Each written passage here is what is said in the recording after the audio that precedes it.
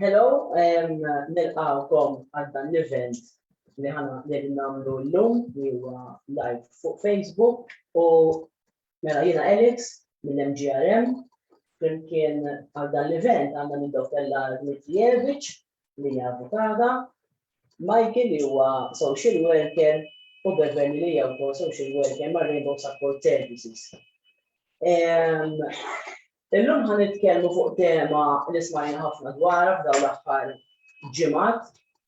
Ħan nitkellmu fuq il-vjolenza bbażi tal-ġeneru u l-vjolenza domestika. Issa, dan l-event qiegħed isir parti mill-16 Days of Activism, ġifieri 16 ġurnata ta' attiviżmu li bażikament beda fil-25 ta' Novembru u jispiċċa fl-10 Diċembru. Fejn f'dawn is-16 ġurnata MGRM f'Malta u organizzazzjonijiet oħra madwar id-dinja kollha jagħmlu events biex jitkellmu propju fuq il-vjolenza bbażi tal-ġeneru u l-vjolenza domestika. Issa, in the meantime waqt qegħdin niddiskutu jekk hemm xi ħadd li qegħdin jarana illi jixtieq isaqsi mistoqsijiet, tistgħu tibagħtu message jew fuq WhatsApp tal-MGRM jew fuq il-paġna u Robert, il-kollega tagħna jkun jista' jaqrom u jsaqsihomna. Issa, ħanibdew mill-aktar affarijiet bażiċi. X'inhija l-vjolenza bbażi tal-ġeneru, vjolenza domestika u bl-Ingliż ngħidulha SSITV.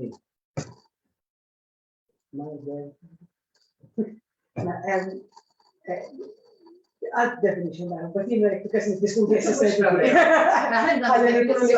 Professionali. Ma il-definizjoni tal-liġi għandna definizjoni ta' gender-based violence, ġifieri violenza bbażi tal-ġeneru, għandna definizjoni wkoll ta' domestic violence. ċaġa sabiħa li ġġirrat fil-liġi tagħna mill-2018 li issa l-vjolenza bbażi tal-ġeneru titlaq mill-premessa illi min jisfa' vittma ta' din it-tip ta' vjolenza ikun qed jiġu miksura id-drittijiet umani tiegħu. Ġifieri daqshekk hija importanti li ġala darba jiena nisfa' vittma mela il-fundamental human rights li kull wieħed waħda minnha għandu qed jiġu miksura. Ikompli jgħidlek hija xi ħaġa li hija diskriminatorja bbażi tal-ġeneru xi tiġrililek li inti għandek dak il-ġeneru. U bad kompli tgħidilna isma' ma dan kif isir. Mela dan isir billi persuna tista' tiġi vjolentata, abbużata b'mod fiżiku, b'mod sesswali, b'mod ekonomiku li qabel ma konniex narawha fil-liġi tagħna u hija xi ħaġa komuni ħafna wkoll, b'mod illi se jkun psikoloġiku u verbali, u mbagħad hemm dak ukoll li jgħidulu coercive control. Jiġifieri li inti l-persuna iġġibha b'tali mod li qisha kif ngħid jiena, mhux jiena insomma Professor Evan Stark li social worker professur illum il-ġurnata jgħidulhom l-invisible chains. Li jiena qisni tispiċċa f'sitwazzjoni li jiena ma nistax noħroġ minnha għax hemm min jgħidlek imma m'hemmx il-break u taqbad titlaq kemm hu faċli għalina ngħiduha. Imma inti tispiċċa isma' dana tant ġejt kundizzjonata. U din issir diversi modi, jew ikun hemm it-tracking tal-mobile, pereżempju ħafna telefonati, ħafna messaġġi, ta' fejn sejra ma' min tista' tiltaqa', anki tista' jkun sitwazzjoni ta' xtieq jew ma tikolx. Alright, affarijiet irajnihom ukoll. Jew inkella li jista' jkun li l-persuna tiġi mġala tagħmel xi ħaġa anke jekk tkun xi ħaġa legali. Każ li jiġi f'moħħi pereżempju li l-abuser ikun drug abuser, okay? U pereżempju ġiel il-persuna l-oħra tmur tixxilu droga, diġà hija xi ħaġa illegali sewwa, hemm ħafna ċirkostanzi. Dik hija l-vjolenza bbażi tal-ġeneru. Il-vjolenza domestika hija l-istess, tista' timmanifesta fl-istess mod. Però irid ikollok domestic unit jew family unit. Jiġifieri tiġri pereżempju l-ġenituri u t-tfal, it-tfal u l-ġenituri, nies li huma f'relazzjoni, nies li kienu miżewġin, nies li kienu forsi civil union, minnu divorzjat illum il-ġurnata. Jekk għandi dawk iċ-ċirkostanzi, allura iddefinixxi hija ta' domestic violence. Però rrid nżommu quddiem għajnejna li din mhux ħaġa li tiġri ta' darba, ma ġabx darba u waqgħet. Hija xi ħaġa li għandek dak il-kontroll, dak il-pattern of behavior li jibqa' dejjem hemmhekk. Għaliex ħafna jiġri ngħidu tkun f'relazzjoni inna tiġi moment ikraħ u wieħed jgħajjar lil ieħor li jgħajjar lilha. Affarijiet li jiġru għamilna anke bejniet tiġri. Imma bil-differenza hawnhekk li inti jkollok persuna li jkollu qed tagħmel il-kontroll, okay, dak li jgħidu l-power and control fuq il-persuna l-oħra.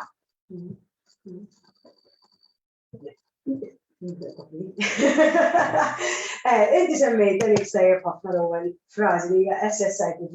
Basically l-istess ħaġa li qalet Lara. Id-differenza hija li normalment meta nisimgħu t-term violenza domestika awtomatikament għax aħna programmati li naħsbu b'raġel u mara nassumu li l-violenza domestika ssir biss bejn koppji li huma eterosessuali.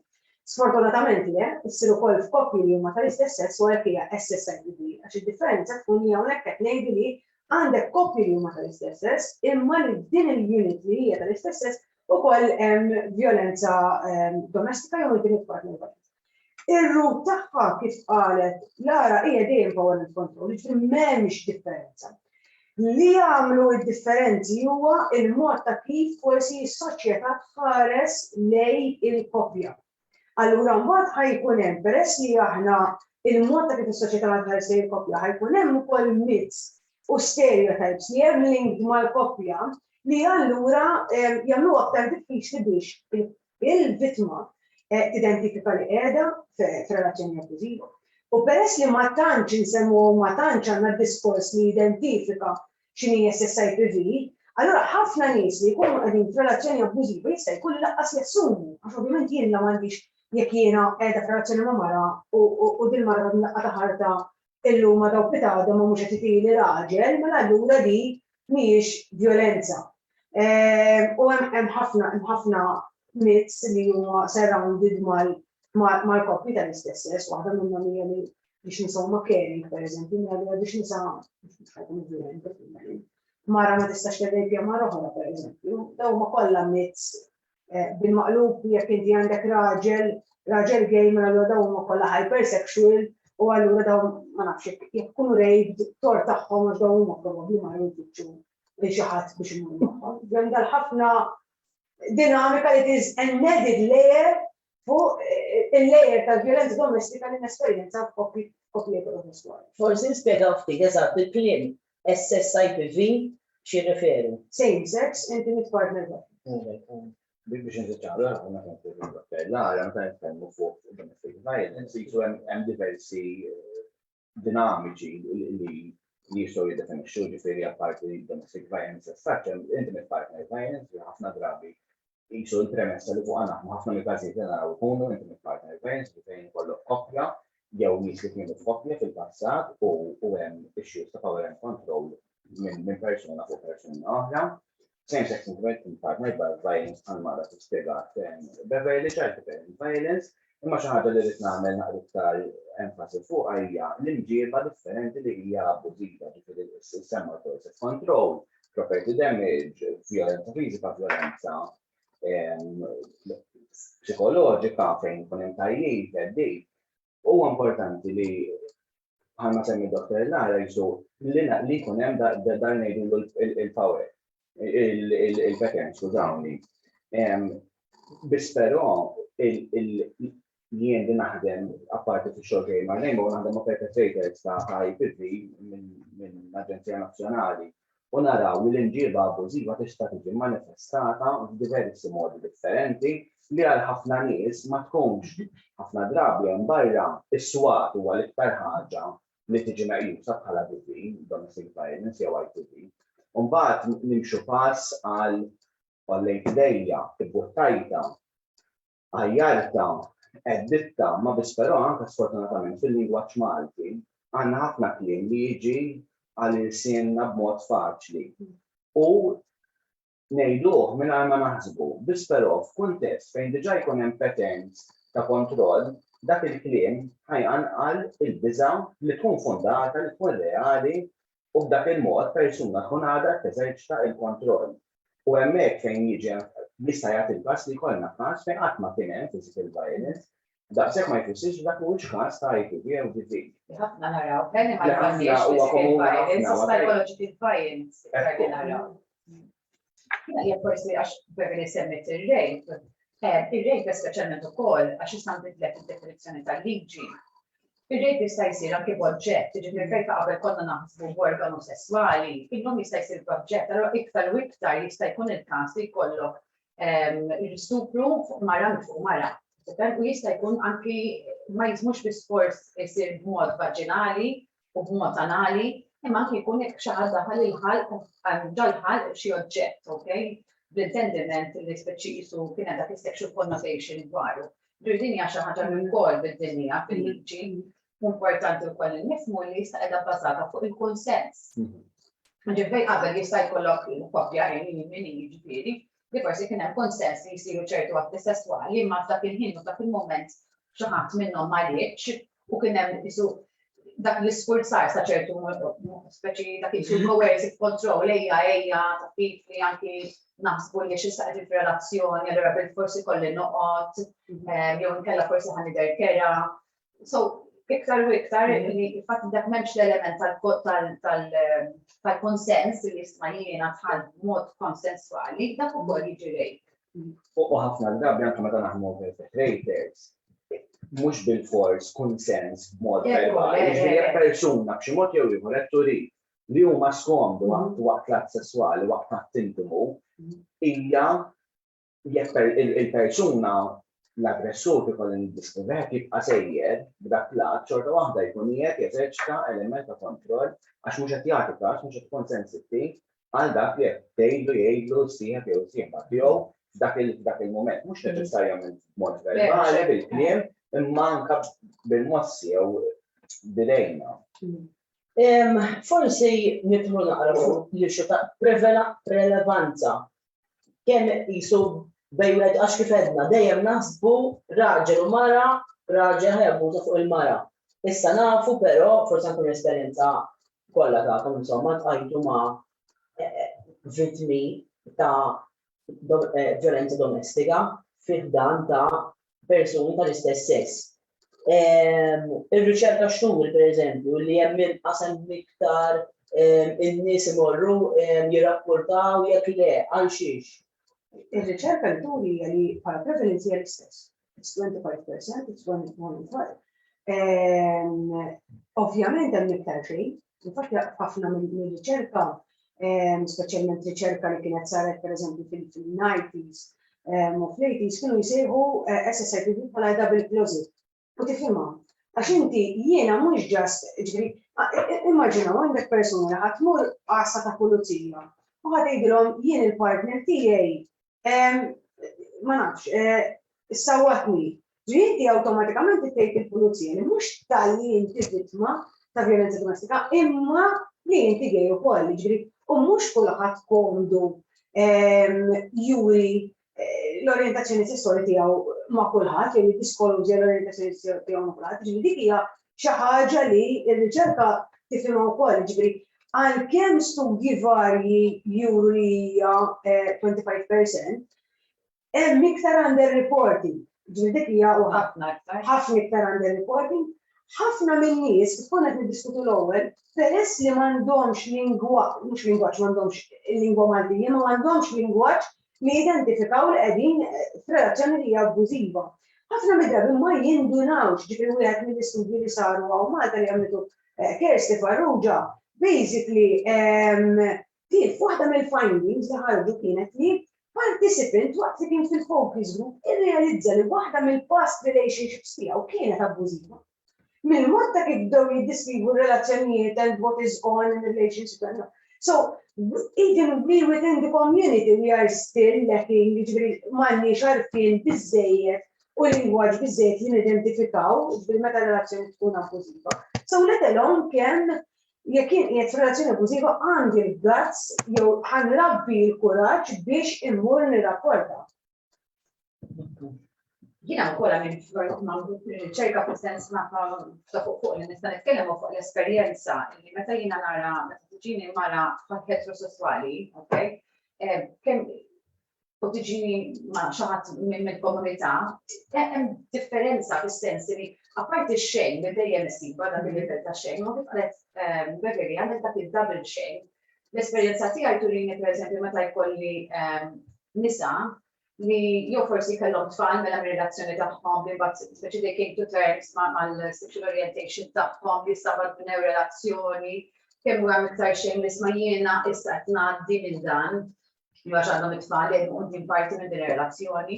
U mbagħad nara meta jkun hemm l-irġiel kemm hemm iktar xejn minħabba l-macho culture sa ċertu punt li teffettwa l-irġiel heterosessuali wkoll. Imma li isma' jiena kif se nkun nirrapporta l-fatt li jiena one gay u tu li qed isawwaq minn raġel. Jew qed niġi speċi abbużata minn raġel mhux neċessarjament ifadna l-mosfat fiżiku. Ġifieri għandek ħafna dawn il-barriers.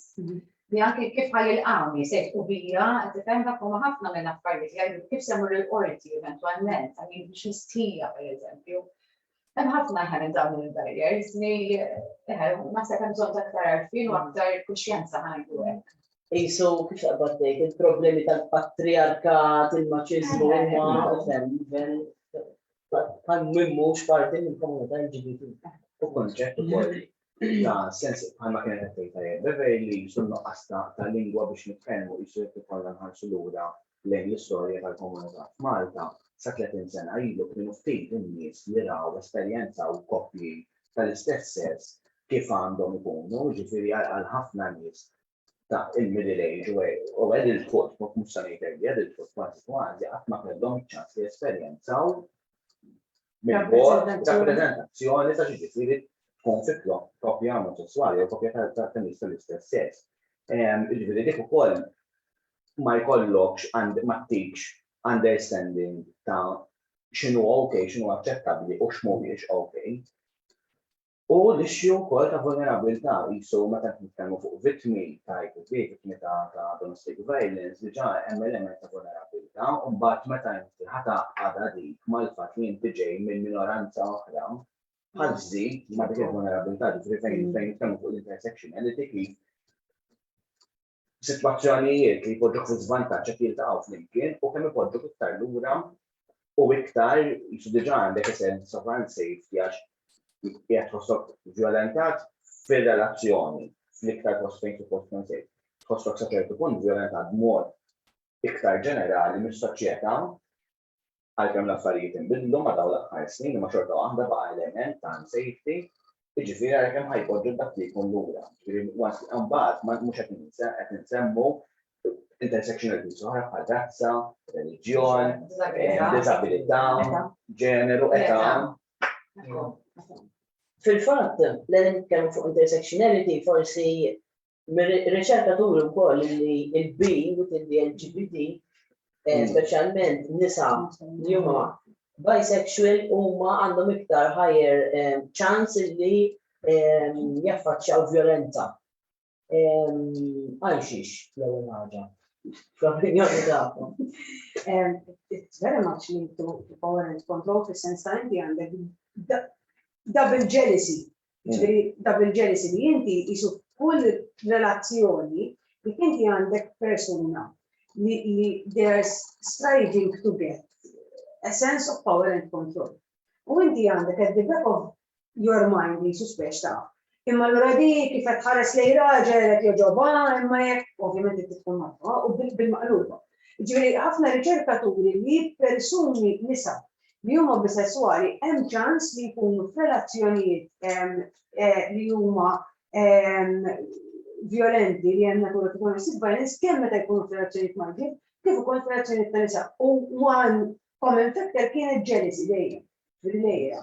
Lejra u kunċett ta' kontroll kontrolla. Interessanti wkoll li naraw aktar prevalanti fin-nisa minn l-irġiel, mhux hekk qed nerġgħu niġu għal kunċett patriarkali li speċi l-irġiel hija okej, anzi biex turi kemm inti cool, qed tifhem xi ngħid, mentre l-mara iktar suppost hija li tappartieni għal persuna waħda. Ġifieri dak ukoll għandu ftit każijiet il-rights li tarajta ħassejta ħafna. Apparti sta fuq violenza domestika, forsi nidħlu naqra fej hemm persuni trans, persuni non-binary, illi bifhem f'Malta mhux l-ewwel darba li kien hemm fil-pasti forsi sentejn ilu kien hemm persuna qed tixtri pastizzi u wieħed hekk iddeċida li l-persuna għandu xi ħaġa kontrija abbażi tal-ġenu ta' kif tidher u ta' kif inhi u daħħu daqqa ta' konfitri. U nisimgħu wkoll fuq date violence, dejjem fejn jidħlu persuni trans. Ġifieri għandek jisu għadin noħorġu naqa' barra mir-relazzjoni jew mid-dar, imma anke fit-triq li għax persuna forsi għax tidher li hija persuna trans, she doesn't pass, jew he doesn't pass, jisom in-nies iħossu ċerta kif taqbad tgħid, rabja, violenza lejn persuna li ma tagħmilek xejn fejn. Il-verità wkoll imma biex imur naqgħu kemm inti Alex ukoll diversi każijiet fejn in-nies trans once li l-persuna li qed joħorġu magħha ssir taf li huma trans ikun hemm violenza at that stage. Forsi ma tkunx qed fully fledged relationship imma jkun hemm element ta' isma' dawn qegħdin joħorġu flimkien jew bdew joħorġu flimkien u naraw kemm ikun hemm tajjib, ġieli physical violence, tissir.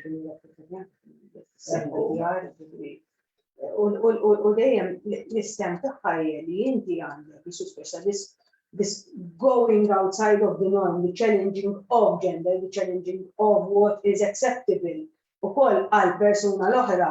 Jiġifieri inti għandek id-dinja nsemmu l-oħra, l-ewwel sorry, meta inti għandek intersectionalities, it puts you at a vulnerable position. U li inti għandek persuni li huma pereżempju trans u non-binary, il-persuna l-oħra għandha added level of power li tista' teżerċita fuq il-persuna li hija trans jew non-binary u hemmhekk ukoll huwa fejn jidħol ġifri kull forma ta' li jiena nara xi ħadd fuq ta' triq u jrid it stems from jiena li tikkontrolla dik il-persuna. It is an issue of I want to assert my power over that person. And my privilege. And my privilege. Specialment meta niġu għal trans and binary. Inti semmejt biex il-persuna ma teżerċita l-kontroll, ma kemm hemm iktar vulnerabilità illi inqas se tiġu aċċettati. U l-biża'. Il-biża' u jiena ma nafx again forsi mill-esperjenza tiegħi ma nafx ma m'għandix istatistika m'għandix id-data, again trans mara pereżempju, qed tkun ħafna iktar vulnerabbli. Għaliex qed nimmaġina jiena fis-sensi li għandek xi ħadd li suppost maċċo mhux hekk ir-raġel u issa sar vulnerable, sar marra. So hija Titlef il-poter. tkun sfera. Anka f'konverzazzjonijiet li kien ikollna ma' nies trans kemm f'Malta kif ukoll internazzjonalment dejjem nisa trans jitkellmu fuq the loss of privilege. No, it's a lot about privilege. Ġifieri anke biex għamilti Marjati daqqa taqkoll, it is about privilege. Jiena nħossni għandi ċertu privileġġ. Daqqa taħt il-gender-based violence, ġifieri qed nitkellmu fuq SSITV, huwa xorta forma ta' gender-based violence. Mela, fejn jidħol ir-reporting issa, aħna bħal MGRM meta jkun hemm dawn meta jkun hemm xi ħadd jiġi attakkat fit-triq pereżempju, jew fuq l-internet. Aħna noffru ġifieri li jew jiena jew kollegi immorru mal-persuna biex tagħmel rapport. Ġifieri ġrat, sfortunatament mhux l-ewwel darba jkollna mmorru ma' persuna biex tagħmel rapport. Forsi ngħidu lin-nies hemm barra x'għandhom bżonn li jagħmlu meta jkunu ħajmorru jagħmlu rapport fejn jidħlu provi jew ċertifikat. U wkoll once li kien hemm ir-rapport x'ħa jiġri għax dik jisu l-ikbar question mark. X'ħa jiġri wara? L-expertise. Mela, ħa nagħmel distinzjoni bejn għax inti semmejt l-online ta' ċertu kontatti jgħidu l-hate speech. Alright? Il-hate speech jista' jiġi rapportat anke permezz ta' tista' ssir online ukoll ir-rapport jista' jsir. Jew tista' tmur kwalunkwe qasta u mbagħad isir kwalunkwe qasta. Il-hate speech però jiġi maħdum mill-domestic violence unit illum il-ġurnata jew mill-vice code, imma li huma l-istess kwadra biex niftehmu. Ġifieri dak mbagħad jonħarġu l-akkużi, jimxi għall-qorti, mhuwiex każ ta' domestic violence mela jkun imur quddiem kwalunkwe maġistrat skont fejn jkun sar ir-rejat biex niftehmu skont fejn sar il-hate, ġifieri jkun persuna minn dak it-tali lokalizza mill-mosta saħħa tal-argument għax qegħdin għallura ħejn xi mad-distret tal-mosta. U mbagħad dak jinstema' minn dak il-maġistrat. Issa, u ġeneralment ma jdumux daw li jena nisimaw daw l-axħar li jenu xek li ħajdum li xi sentej. Okay? Dak il-rapport jimxi within months. Jekk però għandi situazzjoni ta' SSIPV, mela iċ-ċirkostanzi jistgħu jkunu differenti. Semmejna l-physical abuse, semmi sexual, hemm ukoll psychological. Jista' jkun però li għandi mhux arbgħu ngħid li għandi stalking. Alright, li persuna tissegwi l-movimenti anke tramite l-online. Daw ħafna fake profiles, il-telefonati, ma tgħidu ma jiena ħammur ir-rapport, ma dik ma kif se nispjegalhom. Jiena dejjem ngħid jekk għandek l-stalking zone journal. Mela l-persuna rajtu f'dan il-ħin u f'dan il-moment. Mbagħad irċevej telefonata, mbagħad kien hemm il-messaġġ biex inti turi li għandi isu course of conduct jgħidulok b'mod fil-liġi li hemm xi ħaġa dejjem għaddejja u hija xi ħaġa isma' jekk jien nafbat message screenshot għaliex speċjalment il-WhatsApp jekk tħassar fejn ħanitjak dak il-messaġġ. Għarra din hija kollha evidenza li wieħed jista' diġà jżomm. Jekk kien hemm il-physical abuse, tmur il-health center u jsirek iċ-ċertifikat mediku. Illum il-ġurnata t-tobba anki minn qed jgħaddi minn ħafna stress, mhux darba jew tnejn, illi qed joħorġu ċertifikat li isma' persuna li mort tkellim ma' tabib isma' jgħaddejja minn ċirkostanzi u joħorġu ċertifikat li tkun għaddejja minn stress. Jekk it-tabib iħossi li għandek l-istress. Biex għal-inqas ma tajċ isma' ma jiena minn sejjem minni, għal inti tabib għad jirrikonoxxi li għandi ċertu trauma li għaddejja minn. Meta jsir rapport ta' intimate partner violence, dak persuna tista' tmur fl-eqra pasta u mbagħad minn hemmhekk suppost jakkumpanjawha għal domestic violence unit li huwa l-Furjana. Hemmhekk mbagħad li huwa gender based violence and domestic violence unit. Jiksir ir-rapport u jiġi offrut ukoll ir-risk assessment. Issa, hawnhekk mhux bil-fors li inti bil-fors li tagħmlu risk assessment, imma jiena nħeġġeġ lil kulħadd jagħmlu dak ir-risk assessment, għaliex forsi jekk hemm ċertu affarijiet li inti m'intix qed jgħadulek minn moħħok, jew m'intix qed tirrikonoxxi, għalieq permezz tad-domandi li jsirulek inti tkun taf u anki huma bħala professjonisti u l-pulizija jkunu jafu bejn wieħed u ieħor ix-riskju qiegħda fih. Wara li jsir dak ir-rapport u mbagħad l-ispettur li jkun qiegħed fuq il-każ jara jekk hemm ċertu gravità ta' naħi tresta b'arrest mhux darba u li kelli anki same-sex relationships fejn jiba tress u b'arrest. Jew inkella li ħajħarġu charges u mbagħad jimxi għall-qorti u jmurlek il-domestic violence court. Għanet għanamel appell, pero smajna ħafna din il-ġimgħa taqtax qalbkom jipparreklutaw u tħallux il-fatt li jina eventualment ħambur il-qorti xi sentej oħra x'ħammur nagħmel nirrakkunta. Nafu li diġà qegħdin in the pipeline li ħajkun hemm iktar maġistrati, ġifier każijiet ħajħadmu ħafna iktar baċli, ħajjingħataw ħafna iktar priorità. U I mean, din hija s-sistema hija nużawha, let's keep ourselves safe l-aħħar mill-aħħar. Ġifieri U jkun disservice ukoll għalina nfusna jekk ma nirrapportaw. Mhux hekk nidarba web.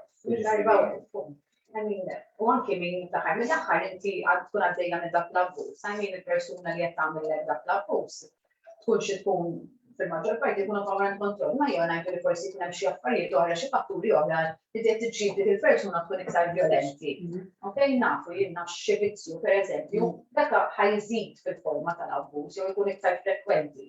Il-pazjenti tkun irrapportaj ta' xedu x'ma li ma tmertux il-mur nħabs, mhix kwistjoni ta' ħabs, jiena nemmen li s-sistema toffri rehabilitation, Michael semma li hemm stop service tal-stop fin-National Service, ġifieri forsi iva permezz ta' dak is-servizz il-persuna li jkun jibda jkun iktar konoxxenti, anki forsi jekk titbawma eventualment fir-relazzjoni tagħkom, imma li għall-inqas isma' wassaltu għall-għajnuna, x'forsi persuna mhux qed tirrikonoxxi li hemm din il-problema, tkun xi tkun.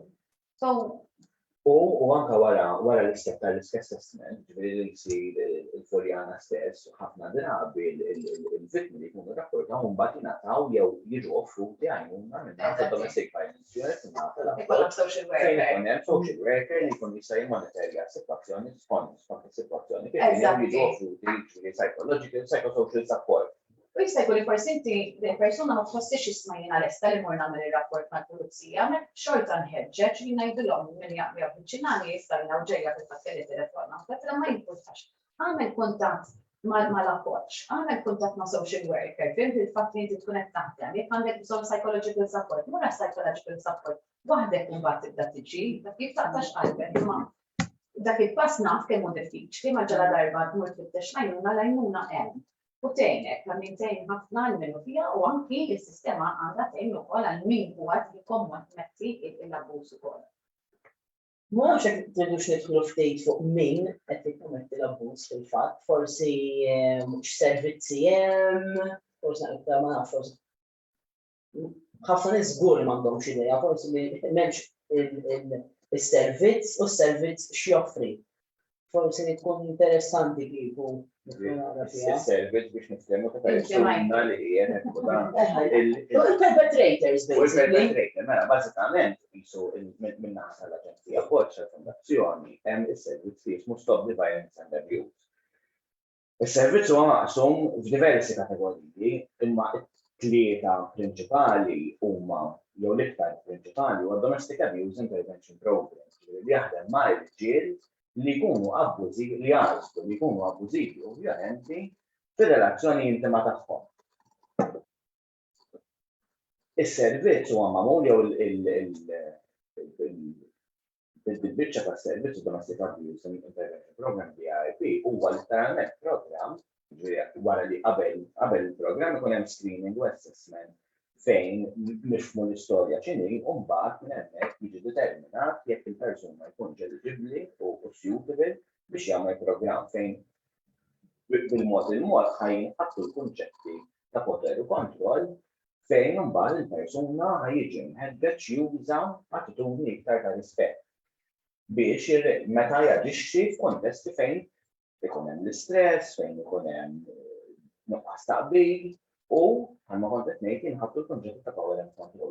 Nifhmu il-għala aħna nħossuna entitled privileġġjati li dak li ngħidu aħna jgħaddi għal isma' li jiena persuna tal-oħrajn fir-relazzjoni hija equal u tnejn biex persuni fir-relazzjoni deċiżjoni flimkien għal aħjar interess ta' tnejn li huma u hemmhekk inħabtu dawk ta' konċetti huma ovvjament l-iktar dinamiċi fejn il-konċett ta' familja speċjalment jekk ikun hemm it-tfal fil-relazzjoni tħarġu affettwati meta jesperjenzaw dejjem domestic violence biex inżommu mal-lingwaġġ, jiġifieri dak huwa DAIP.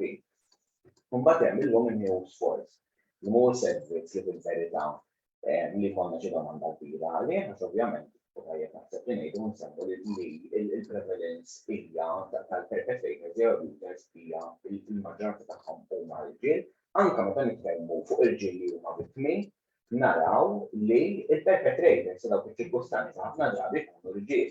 Ġidik xi ħaġa tajba li nsemmu, mhux qed ngħidu li ma jeżistux irġiel vittmi, imma anke l-irġiel li huma vittmi ħafna drabi il-perpetrators ukoll jkunu riġiel, mhux biss tas-society li imma jista' jkunu aħwazzijiet, missirijiet, ġieli punt importanti. Imma hemm il-Women Youth Force fejn naħdmu ma' nisa li b'xi mod jew ieħor ġieli jużaw imġiba li hija abbużiva mhux biss relazzjoni intima dal-każ fil-Women Force imma b'mod in ġenerali, ġifieri persuni li jkollhom bżonn jirriflettu u jaħsbu kif jistgħu jirreaġixxu jaġixxu b'mod li huwa aktar rispettuż.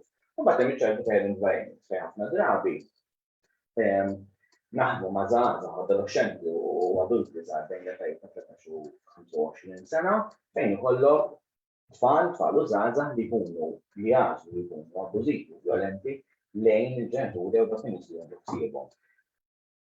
Jiġifieri bħala perpetrator services kif qed jaħdmu hekk dak ukoll li jiġi offrut, ovvjament l-għajnuna dan mhux persuna bil-forsi jkun suitable għall-programm biex jiġi fil-għajnuna. Ovvjament aħna ħajkun hemm dak li kont military assessment u screening ta' kull persuna ngħinata għajnuna one-to-one u fejn naraw li jkun hemm bżonn għajnuna supplementari in psychological health, therapy, skont l-esiġenza mbagħad ħammexxu. Jekk nista' nżid wara, ġieli kellna wkoll każijiet fejn ikollna individwi li jaffiċċjaw lilna bħala rainbow li daw jisom għadhom jafu li hemm xi ħaġa ħażina fir-relazzjoni tagħhom, jafu li ir-relazzjoni mhux tiffunzjona, jiġu jkellmuna għax biex jiddiskutu ir-relazzjoni mhux tiffunzjona u jisu speċta whilst discussing they come to the realization li jisma' li hemm violenza. U aħna kemm il-darba ħdimna li mbagħad we support the person to reach out for further help. U m'għandniex issues anke bħala rainbow li ovvjament naħdmu flimkien ma' domestic violence li ngħinu lill-persuni anke jfittxu servizzi oħra. Ġifieri jekk hemm individwi li jgħidu isma' ma nafx ħammur domestic violence meta naħseb il-partner tiegħi jista' jkun li ma nafx jekk qomx ġara duħlhom ta' jew x'vera. So, but if you want diskuti that some feelings, and you know that, and we all know when the relationship is not going well, ġifieri, se jista' jkun li relazzjoni mhux sejra tajba, xi relazzjoni mhux sejra tajba għal-friends forsi daqshekk, imma ovvjament kollha kemm aħna nafu meta jkun hemm sitwazzjonijiet li qed inħossu li aħna maħnuqin ġoħluhom ir-relazzjonijiet. Jekk forsi xi ħaġa ma semmejtx qabel biex insannija hija xi ħaġa li pjuttost nara in same-sex partner violence. Teddid, pereżempju, ta' self-harm. Okay, li isma' jiena mingħajr kun bagħad nispiċċa ħa suċidju, ta' kamar naqbess. Okay? U kif semmejt inti Beverly, issa inti tħoss li hemm xi ħaġa fir-relazzjoni li mhix qiegħda tiffunzjona u jiena dejjem ngħid jekk hemm persuna li qiegħda teddet għalija ngħidha teddid għax jiena nara mill-lentik ta' barra sewa minn ix-xija. Jew li qed tgħid tisma' jiena ħaweġġa li minn nifsi jekk inti ħadd naqni, mela you're creating emotional guilt. Mhux hekk? Inti il-persuna tħossa, nerġgħu niġu dak il-coercive control li jiena l-persuna tħossa li jiena ma nistax nittaqx alla ħares ma nispiċċa jew noqqaf din ir-relazzjoni jiena nista' nkun il-kaġun li l-persuna tkun werġa' fina nfisha. One again, għalli ta' xista tagħmel nerġa' ngħid li hemmhekk hemm is-sitwazzjoni fejn you have to seek help, one seek help għalik. U tu jekk hija persuna li tgħidlek isma' mhux darba jew tnejn nagħmel jiena nħoss li anke hemm bħala ċittadini isma' ċepp il-pulizija jekk dak persuna għalek jiena qiegħda fil-karozza ma nitlaq ma naqbes, ċepp il-pulizija x'alla ħares qed tiġi xi ħaġa tieħu il-kuxjenza tiegħek. Imma don't let that sa ċertu punt iżommok dik ir-relazzjoni minħabba dak il-guilt tripping. Anzi, this is an even bigger cry. Sewa li u sewa li bil-persuna sa ċertu punt. X'qed insemmi għax kont ħaninsa. ċertu livell ta' Manipulation, manipulazzjoni. no, imma jiena li ngħid, I mean, tista' darba tiġi ħażin, I mean darba hemm każ fejn jipprova jitgħallaq sa ħadd argument plus same-sex relationship, you know. U naf li at ċertu punt there was a lot of this guilt tripping isma' għax qed nagħmel, you know, hemm ħafna trauma. Alla resta dak il-ħabel jew spiċċa ta' ftit jispiċċa mejjed. It's a cry away both ways. Persuna qed teddet inform seek help għalik, però tittex lajnuna jgħid il-persuna forsi jkollhom bżonn. Fil-ġenet l-ewwel iktar m'hemm intersectionalities il-persuna l-oħra.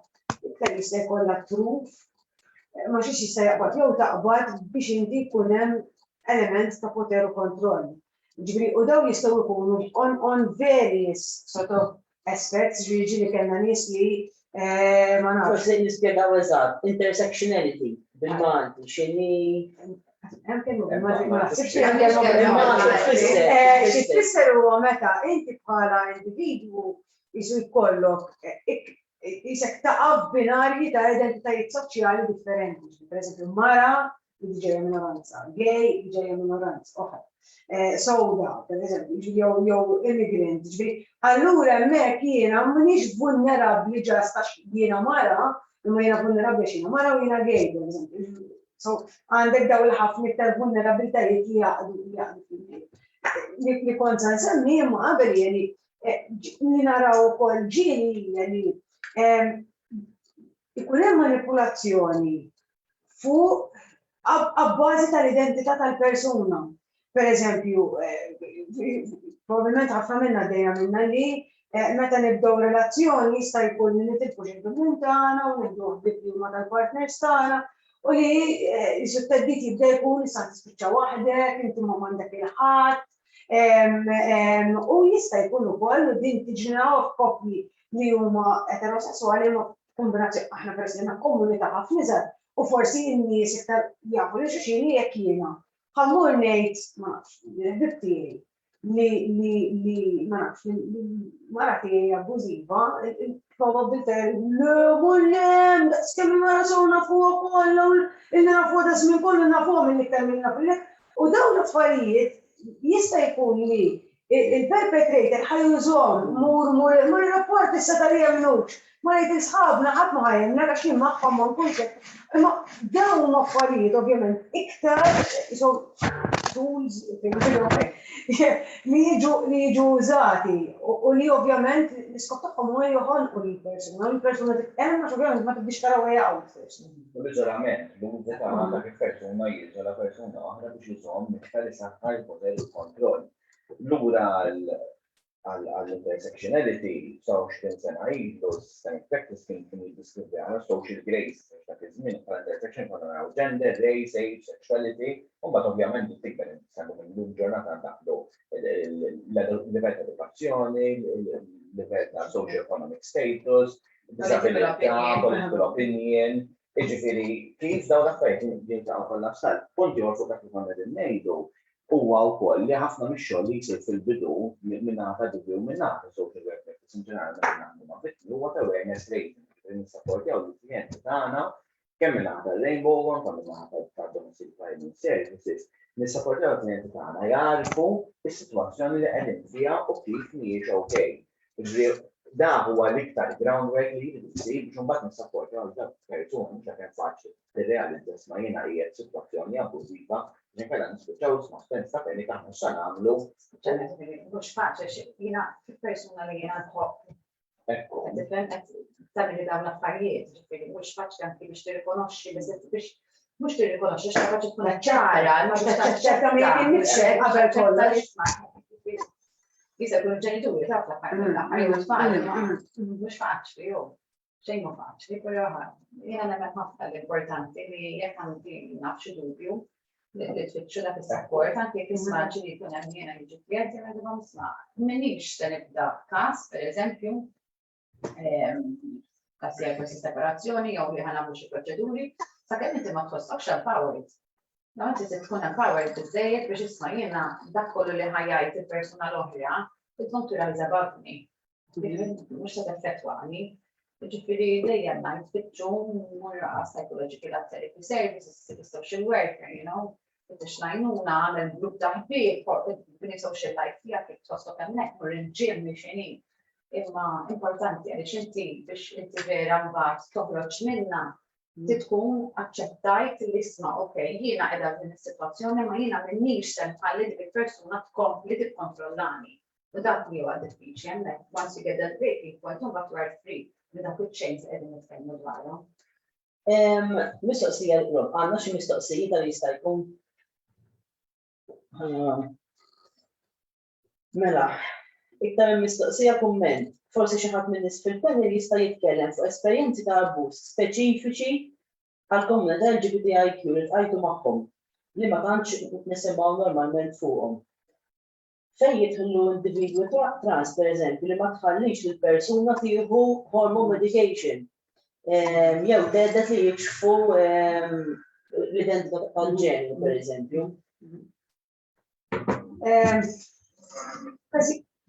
Każijiet varji ikun hemm u ovvjament kif dejja ngħidu hemm dan element ta' kontroll li jinkelli klijenti li pereżempju l-partner tagħhom kien he would withhold their anxiety medication. Allora daw ħajkollhom iktar ansjetà, mela allura aktar mhux ħajdin u kelli każ ieħor fejn il-partner ried li jkollhom relazzjoni tkun an open relationship. Il-persuna l-oħra ma rridx u da he subrak him u mbagħad fil-għodu jirrealizza li dak kien involut fatti sesswali mingħajr ma jkun jaf. Mbagħad kien hemm sitwazzjoni oħrajn fejn pereżempju jkollok persuna li financially mhix stable u l-persuna l-oħra tikkontrolla finanzjarjament, ġew tiddeċidi il-persuna kif tista' tagħmel, x'ma tistax tagħmel, jekk tistax tintaqa' mal-ħbieb, jekk ma tistax tintaqa' mal-ħbieb, il-persuna f'dan il-każ kienu ġiex nisa waħda minnhom kien taħdem bix-xift ta' meta il-tfajla tagħha qiegħda d-dar ma stax toħroġ mid-dar, toħroġ mid-dar tittibatilha fejn sejra, jekk tiġi għadla ħadd intaqa' ma' Michael konverazzjoni wara ftit li ħan intaqgħu jiġibu telefonata, ngħid biex tara jekk jiena vera ġvejjem dan ħafna. U naħseb il-għajna ma' każijiet pereżempju fejn ikollok nies f'terra discordant couples, jiġifieri persuna minn waħda mill-persuni fir-relazzjoni hija positive persuna l-oħra le, jiġifieri jkun hemm element of medication jew nkella Itlaqna x'għandek ma' kulħadd. X'għandek ma' kulħadd li jisma' l-istatus tiegħek x'inhu. Li f'Malta baqa' naqatabu mhux ħażin fuq fil-rigward HIV.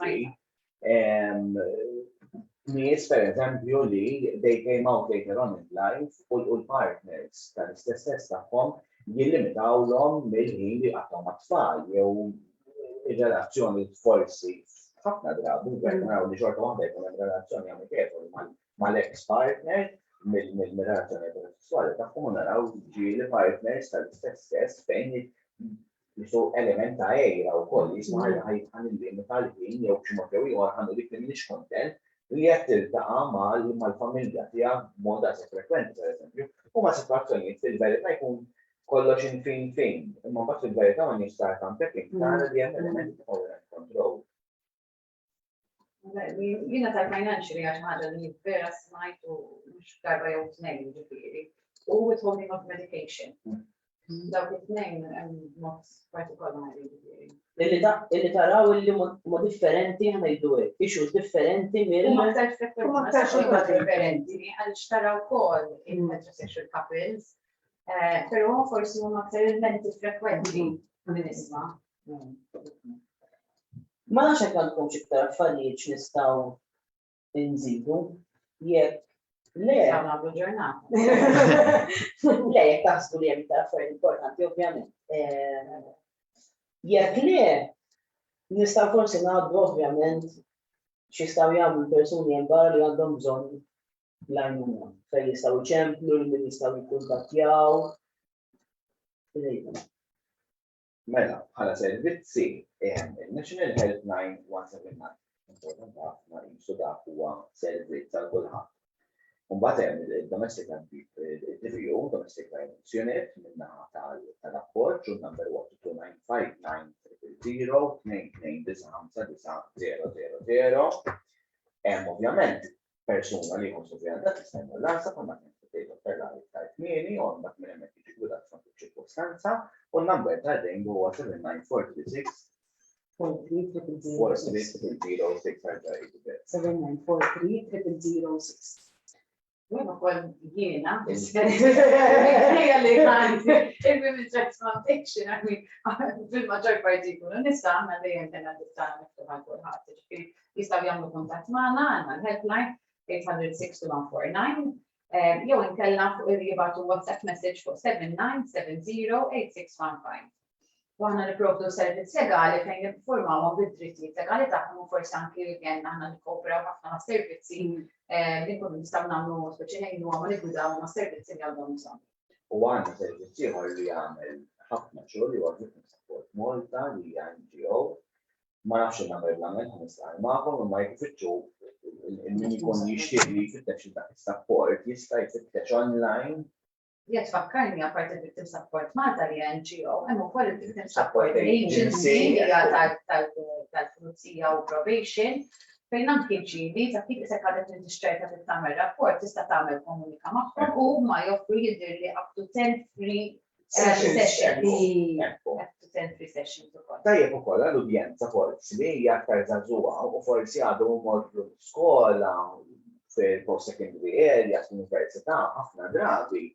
F'kull kolleġġ jew f'kull institut tal-edukazzjoni sieħeb l-MCAS, l-ITS, il-Junior College, l-Università, kollha kemm huma għandhom il-counseling units tagħhom fejn studenti jkunu jistgħu javviċinaw lil professjonisti fil-kamp edukattiv, ġifieri fl-iskola fejn imorru ikun hemm ovvjament element ta' safety u element ta' konfidenzjali ta' xorta waħda fejn ikunu jistgħu għal-inqas jużawha bħala stepping stone biex ifittxu għajnuna li forsi hemm bżonn.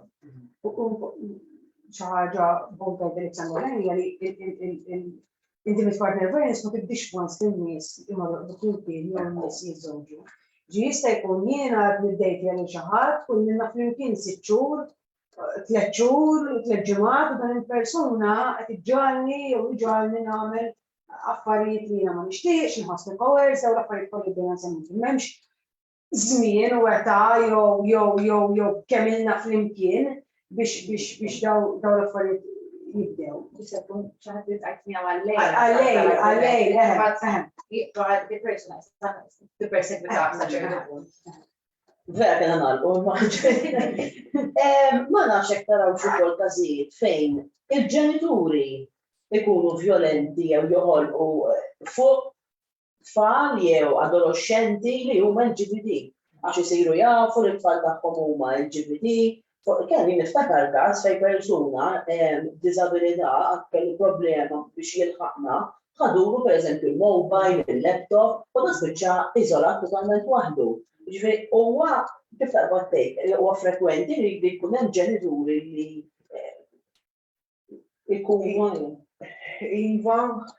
Iva u le, nixtieq ngħid iva u le, imma iva Forsi kienet iktar iva u qed isir inqas le. ekku, biss però Il-medalijiet naħseb jinbidlu wkoll u d-dinamika tinbidel ukoll. Ġifieri jekk forsi qabel kien ikollna sitwazzjonijiet fejn kienet iktar widespread u qabel ġifieri niftakar li meta bdejna il-Rainbow 2013 kien ikollna ħafna parents li jiġu għaw għax nistgħu jiċċittaw it-tfal tagħhom u kienu kien hemm ħafna sitwazzjonijiet ġi aħna ġieli kellna noħorġu persuni minn hawnhekk idhom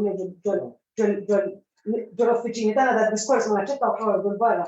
Jiġifieri naħseb illum il-ġurnata d-dinamika qed tinbidel magħha, ovvjament jekk inti għandek persuni li hija kif tgħidu kellha u Michael li tagħżel li tkun violent li tagħżel li din il-persuna it will be their go-to sort of like choice sort of.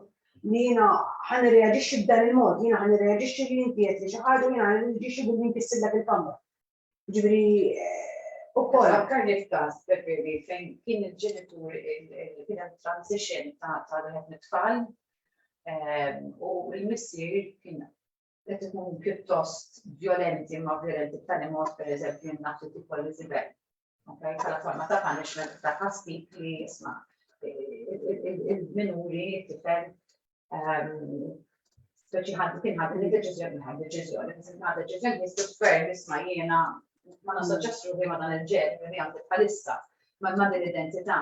Però kif qed inti dan mbagħad tinduna li jekk tara ir-retroxxena tal-familja kollha kien hemm ħafna iktar ukoll kontroll fuq il-mader u l-tfal oħra, ġifieri li forsi kien manifestat iktar b'mod violenti, iktar b'mod abbużiv, imma ma jfissirx li ma jkunx hemm dynamics oħra. U ovvjament meta għandek żgħażagħ li għadhom minuri, hemmhekk ma jidħolx ix-xita bidli, hemmhekk għandek iktar protection. Ġifieri imma jekk inti għandek nies li għandhom il-fuq minn 18 sena u għadhom jgħixu id-dar, mbagħad dik ħadik tiġi violenza. u naħseb narawha wkoll forsi ħafna iktar komuni fejn ħanerġa' mmorru rega kont qed nisemmu l-intersectionality, ġifieri persuna li jkollu disabilità intellettwali, persuna limitazzjonijiet in terms ta' mobilità.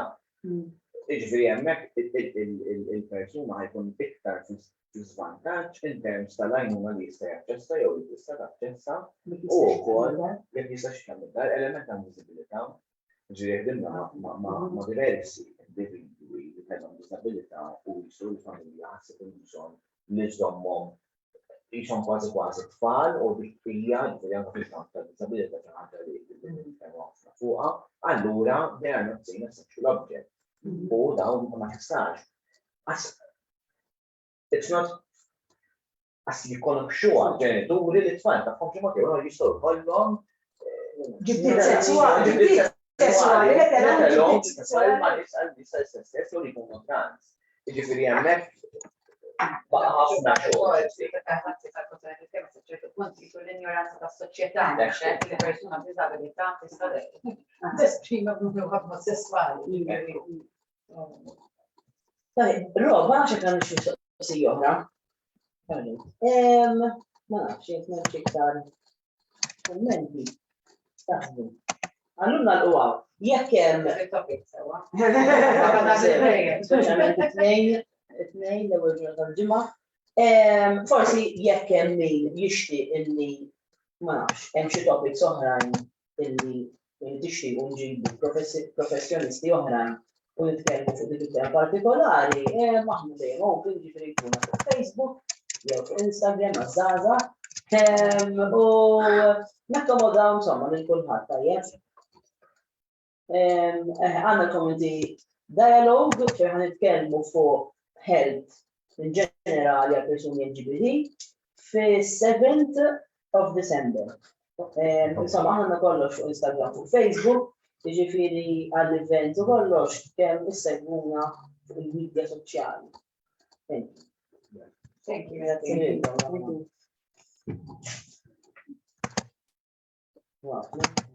Literalment.